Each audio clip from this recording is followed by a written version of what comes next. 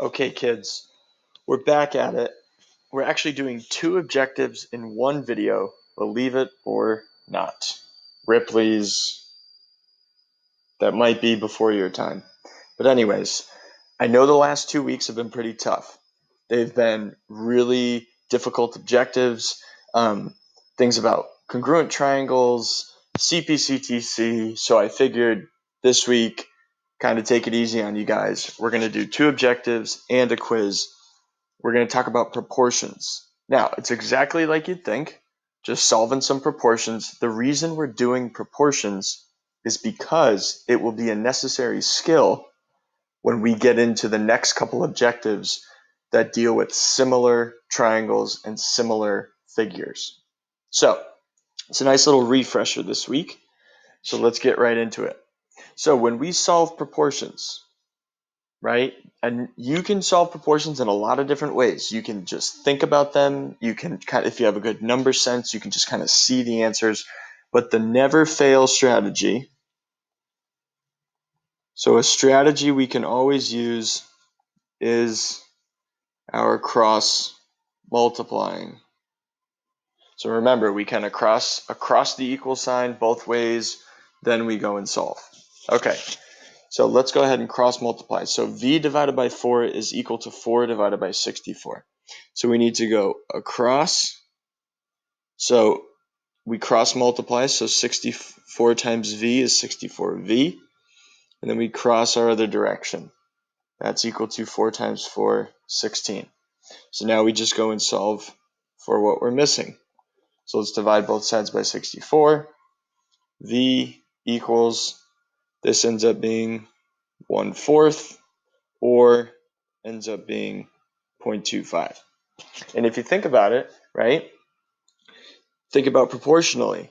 If 4 over 64 is the same as something over 4, then if this is 4 over 64, and then all of a sudden your denominator over here is only 4, this v's got to be a pretty small number. It's got to be pretty small. And sure enough, it's going to be a fraction. Okay, let's go to the next one. Here we go, cross multiply. So top left, bottom right. 2 times 3 is 6. Bottom left, top right. C times 12, 12c. Once again, we go and solve for c. How do we undo multiplying by 12? We divide both sides by 12. 6 over 12 is 1/2, or 0.5. So, doing a little proportion solving. Okay, let's keep it rolling here.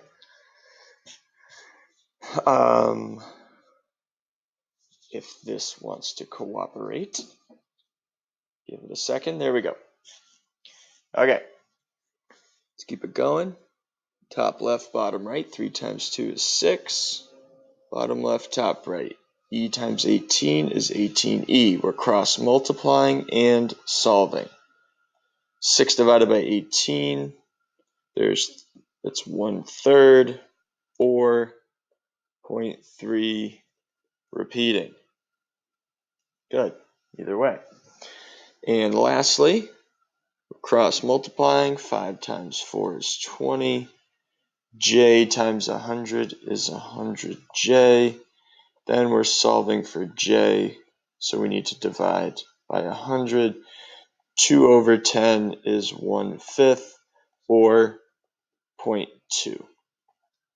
Okay, so that's a nice little proportion solving, little cross multiplying, solve for our variable. Bada bing, bada boom.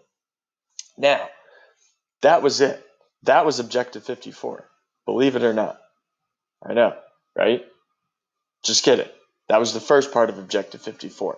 The second part here is what we notice is different is now our variable is attached to some plus or minus some other number, right? So instead of just having an x in problem 5, we now have an x plus 6. So what's different is that we are now having some sort of x plus or minus some number. And how are we going to solve this? Two things.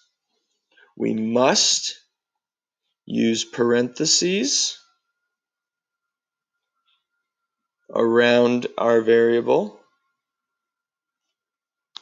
and then when we cross multiply, we need to distribute. And we'll see exactly what that looks like. Okay, so same exact strategy, except first thing, we need to put parentheses. Watch out there.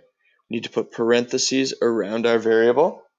And now when we go to cross multiply, we are doing 11 times x plus 6 in parentheses. In the other cross multiply, we do 2 times 6 is 12. So now this is where the distribution comes in. We need to distribute that 11 to both things inside the parentheses. So that's it. So let's do it. 11x plus 66 equals 12 minus 66 on both sides.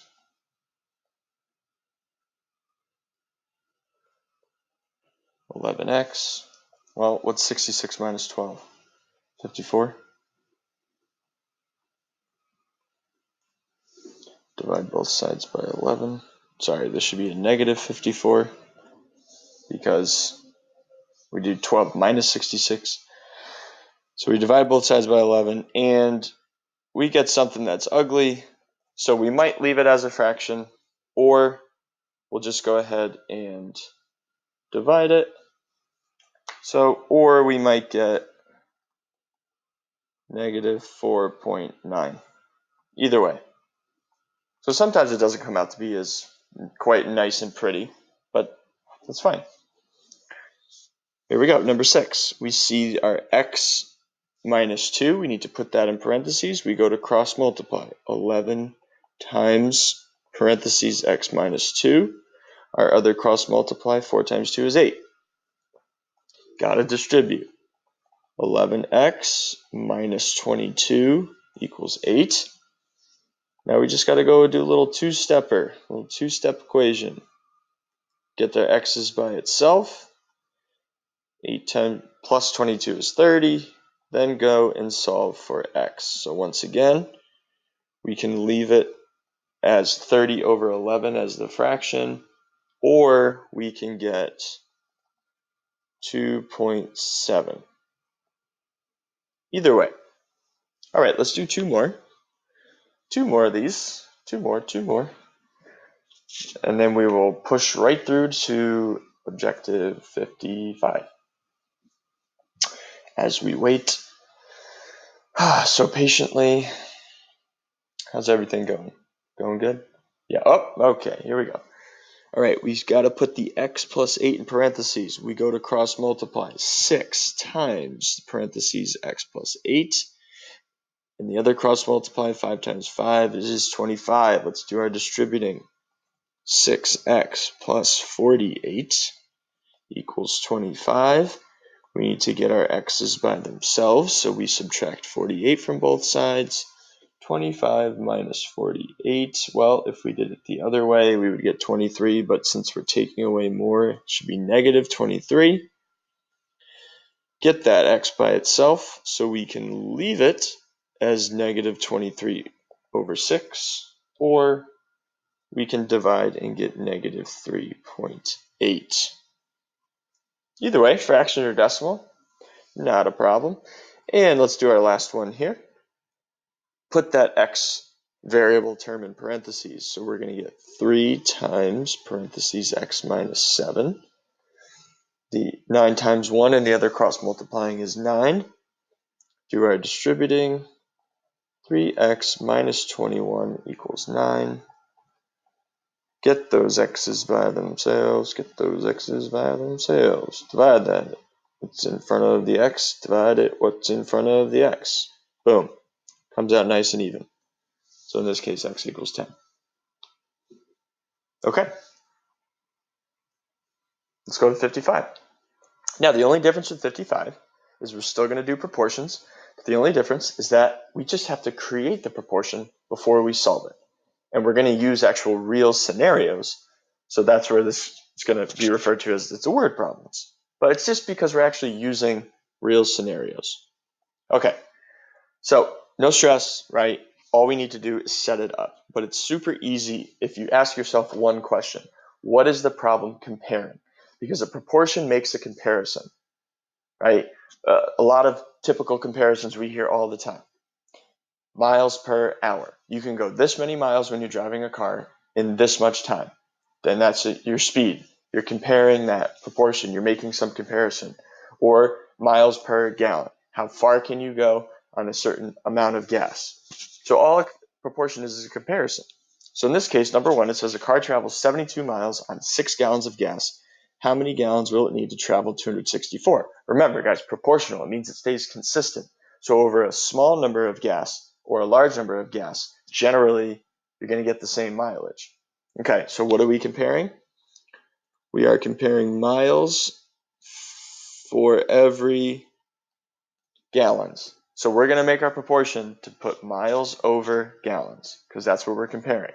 So we can go 72 miles for every 6 gallons of gas, and that should be proportional to, well, it says how many gallons? So we know, again, miles over gallons, miles over gallons. So how many gallons will we need to go 264 miles? Well, we can go 264 miles on, we don't know how many gallons. So that's where we put the variable. And now, this is just a nice little proportion with bigger numbers, but we can just solve it. Okay, so let's cross multiply. 72 times x, 72x. 6 times 264, I do not know that off the top of my head, but I have a handy dandy calculator. Okay, and here's the deal, guys. Here's where your mental check should be. If you can go 72 miles on 6 gallons, how many gallons is it going to take to go 264? So you're clearly looking for a number that's a lot bigger than 6. So if you go through your math and you get a number like 3, you probably just set up the proportion wrong. It has to check out. To go more miles, you're going to need more gas. So we have to be looking for a number that's considerably bigger than 6. So we're going to solve. We're going to take 1,584 and divide it by 72. And sure enough, we get 22, which definitely makes sense because we're going a lot farther than just 72 miles. So we need 22 gallons. Perfect. Keep it rocking here. Keep it rolling. All right, now I believe number 2, while it's stalling, I believe number 2 is talking about a recipe. Sure enough, there we go. A chef has a recipe that serves 8 people and calls for 2¼ pounds of beef. If the chef wants to serve 32 people using the same recipe, how much beef will he need? Okay, great. So we know for smaller 8 people, it takes 2¼ pounds. If you want to kind of scale out that recipe because you're making it for, I don't know, you're catering and you're making it for a large number of people, we need to then make it proportional so that the recipe stays the same. So what are we comparing? Well, we're comparing the people it serves and the amount of beef we need. So we're comparing people to beef. Okay, so what do we know? That 8 people, it calls for 2¼ Instead of writing 2¼ we know that a quarter is 0.25, so I'm just going to put 2.25 just to kind of make it a little easier when we multiply, right? Because a quarter we know is 0.25. Okay, and now we want to serve 32 people, so the people goes on top because we're doing people over beef, and we're asking ourselves how much beef, so we don't know, so we'll give it the x. Once again, in your mind you should be thinking, well, he's going to need a lot more beef. If we're going from 8 to 32 people, we got to increase the amount of beef. So if you're not getting a number bigger, you probably set it up wrong. All right, so cross multiply. 8 times x is 8x. 2.25 times 32 is 72. Go and solve for x equals 9. So we need 9 pounds in order to increase the recipe. Great. Let's keep it going. I think we got 3 more. So number 3, on a blueprint, the scale indicates that 6 centimeters represents 15 feet. Now, if you are familiar with a blueprint, or you've ever done like a CAD class or anything, right? When you're building a house or you're building a giant building, you as an architect or a contractor, as someone who does the building, you can't be walking around with an enormous life-size, house-sized piece of paper. And you're like, oh, well, this goes here, and this is where the kitchen's going to be. No, you need to scale it down. It needs to be something you can carry around and lay out on a table, but you have to understand what the scaling is. So every 6 centimeters represents 15 feet in real life. 6 centimeters on the paper represents 15 feet in real life. So it says, what is the length of a room that is 19.2 centimeters long and 6 centimeters wide on the blueprint? Okay, so remember, this is, what are we comparing? We're comparing the blueprint to real life. Okay, so that's our scale. What's on the blueprint on the paper to real life. So the blueprint is 6 centimeters and real life is 15 feet. So there's our first half of our proportion. So now we're asking, what's the length of a room in real life that measures 19.2 centimeters long on the blueprint? Well, there's the blueprint measurement. So 19.2 centimeters, and then in real life, how many feet is that? So that's what we want to know. So again, when it says length, we want to make sure we use the measurement that's talking about length. So we actually don't end up needing the 6 centimeters here. Okay, so here we go. Cross multiply, 6 times x is 6x. 15 times 19.2 comes out nicely. Turns out to be 288. And divide by 6 gives us 48. So in real life, the length of the room will be 48 feet. And once again, that seems proportionally correct. If we're increasing the blueprint from 6 centimeters all the way up to 19.2, then in real life, the 15 feet should increase significantly up to 48. Okay, so these last two problems, before we do them, we just want to remind ourselves kind of about simplifying fractions. So how would we simplify the fractions? Well, we have a couple options. We can simplify in terms of reducing the fraction, or we can actually get the decimal, either way.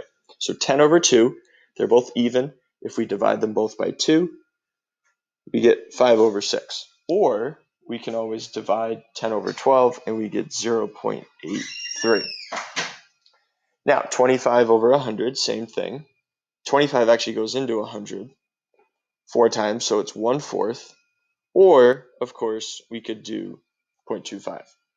And then lastly, right, well, if our numerator is bigger, that's fine. So 18 and 12, I think they're both divisible by 6. So this should be 3 over 2. Or we can actually divide them and get 1.5. So either way. Now, that's just going to help us with these last two examples here. Now, this is actually true. Oops, skipped over 4. There is a law that states the ratio, in order to keep a proper ratio of the flag, and especially keep the size of the stripes in the field, right? The field is the part with all the stars in it. It needs to stay proportional. So it doesn't matter what the measurement is. It could be inches. You could draw a flag in inches, and it has to be 10 inches by 19. You could make a really big flag to fly out in your yard, which is 10 feet by 19 feet. You could make a flag that's 10 miles wide and 19 miles long. It doesn't matter the measurement, the units of measurement, as long as the flag is a ratio of 10 to 19.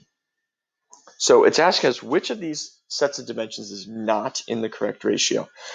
So the flag needs to be a ratio of 10 over 19, which those don't reduce, but we know that 10 over 19 should come out to 0.526. So this is the decimal ratio form, is 0.526. So what we're looking for is which of these dimensions is not in the correct ratio. Okay, so 80 by 152. So that would be 80, the smaller measurement, over the larger. Let's see what we get when we divide this. 0.526. So this one checks out. What about 40 by 76?